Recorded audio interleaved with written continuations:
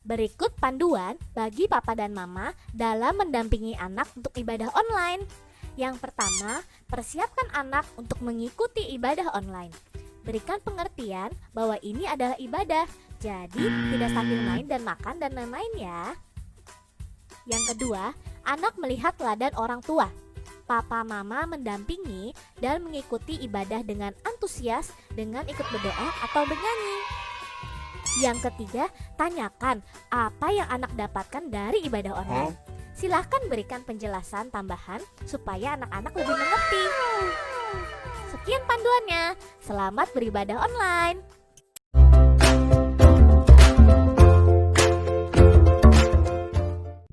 Hai, selamat pagi anak-anak. Bagaimana kabar kalian hari ini? Wow, pasti sehat dan luar biasa. Nah, hari ini kita juga akan kembali mengikuti ibadah online sekolah minggu ya. Meskipun online, kita harus tetap semangat memuji dan memuliakan Tuhan. Oke? Yuk, kita akan sama-sama memuji Tuhan. Jalan serta Yesus, semuanya berdiri. Harus semangat, harus semangat. Yuk, kita mulai menyanyi lagu Jalan serta Yesus.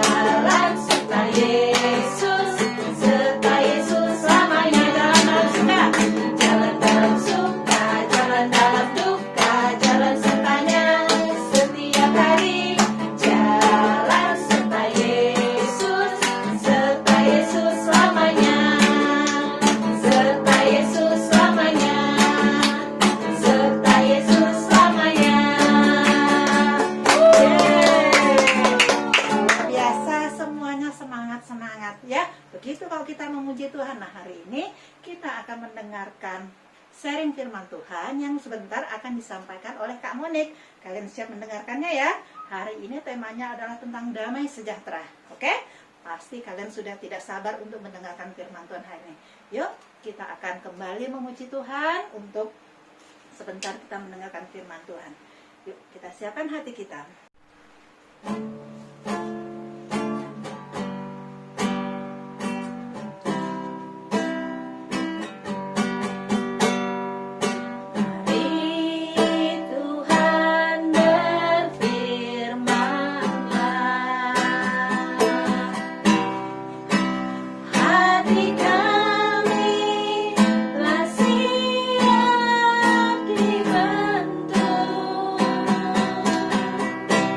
Jadi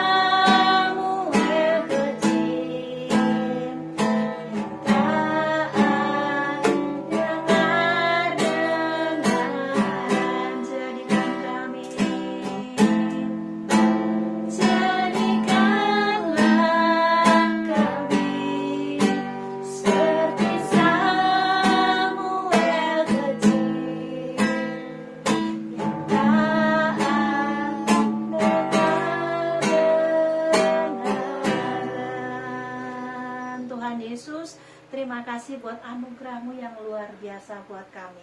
Hari ini Tuhan, kami siap untuk mendengarkan akan kebenaran firman-Mu. Tuhan, berbicaralah pada kami Tuhan. Berikan kami hati yang mau diajar Tuhan, telinga yang mau mendengar. Biar setiap kebenaran firman yang akan disampaikan oleh hamba-Mu Tuhan boleh menjadi suatu ajaran yang berarti buat kami Tuhan. Terima kasih Tuhan, kami persilahkan Engkau hadir, Engkau berkarya di dalam hati kami. Di dalam nama Tuhan Yesus kami sudah berdoa dan bersyukur kepada-Mu. Haleluya. Halo, selamat pagi adik-adik yang di rumah. Apa kabarnya nih? Siapa di sini yang belum sarapan? Ayo. Loh. Ada yang nggak ngaku ya? Siapa di sini yang belum sarapan? Nah, oke. Nanti habis ini kalian bisa sarapan ya setelah mendengarkan cerita yang seru dari Kak Monik ya. Nah, teman-teman, adik-adik, di sini siapa yang pengen punya banyak uang? Wah, banyak ya. Siapa di sini yang pengen bahagia? Waduh, ternyata banyak ya. Oke ya. Nah, Kak Monik di sini mau cerita ya tentang seorang raja yang punya banyak uang ya. Jadi pada zaman dahulu hiduplah seorang raja bernama bangsa Israel. Ayo, siapa yang bisa tebak? Siapa namanya raja pertama bangsa Israel? Ayo coba tebak. Siapa? Oke, ya, namanya adalah Raja Saul ya. Raja Saul adalah raja yang hebat, makmur, dan kaya. Raja Saul tinggal di istana yang besar yang dijaga oleh sangat banyak pengawal, sehingga Raja Saul bisa hidup dengan aman. Tapi adik-adik, ternyata walaupun Raja Saul hebat, Raja Saul makmur, dan dijaga banyak pengawal, Raja Saul hidupnya tidak bahagia. Kenapa? Tidak damai sejahtera. Karena Raja Saul melanggar perintah Tuhan dan melakukan dosa ya, sehingga roh Tuhan pergi dari hidupnya. Suatu hari Raja Saul dipenuhi dengan kegelisahan, galau, gak damai, bingung mau ngapain. Ya, akhirnya ketika Raja Saul sedang galau, sedang hatinya tidak damai ya, akhirnya dipanggillah seorang pemuda bernama siapa? Daud ya. Jadi Daud dipanggil untuk memuji dan menyembah Tuhan ketika Saul merasa hatinya sedang gelisah, tidak damai sejahtera, dipenuhi dengan ketakutan, merasa tidak aman. Nah, ketika Daud memulai memuji dan menyembah Tuhan, Raja Saul merasa damai ya. Raja Saul merasa ada hadirat Tuhan. Nah, suatu hari datanglah seorang raksasa. Ya, siapa yang tahu raksasanya namanya siapa? Ya, namanya adalah Goliat. Ya, Goliat ini adalah seorang raksasa yang tinggi, besar badannya.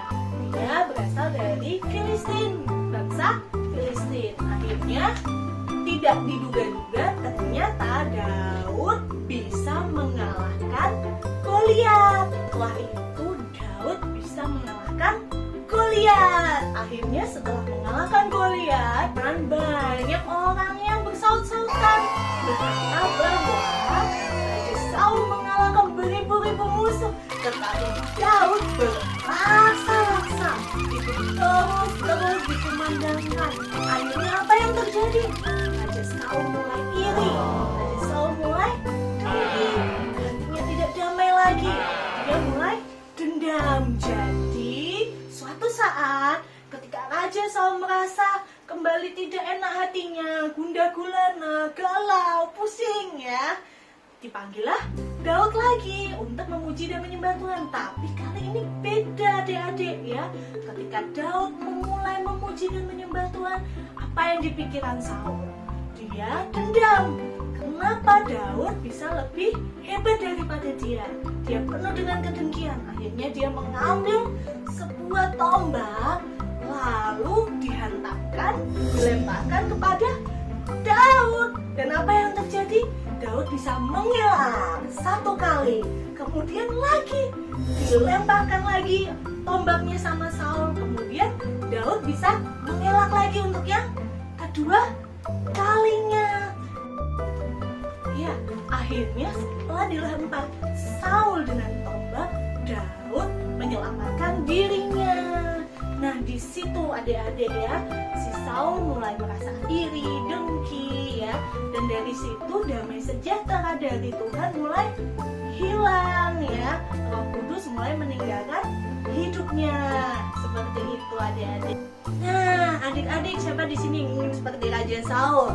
Gak ada kan yang ingin kehilangan damai sejahtera? Nah, Kak Moni punya satu cerita lagi, dan cerita ini tidak ada di dalam Alkitab ya. Cerita ini bisa jadi contoh dalam kehidupan kalian. Nah, pada suatu hari ada seorang kakak beradik namanya Tina dan Tono ya. Jadi Tina adalah kakak dari Tono. Nah, suatu ketika ya, ibu dari mereka berkata, kalian kalau bermain-main jangan di dalam rumah, mainnya di luar rumah saja supaya tidak memecahkan barang-barang ya.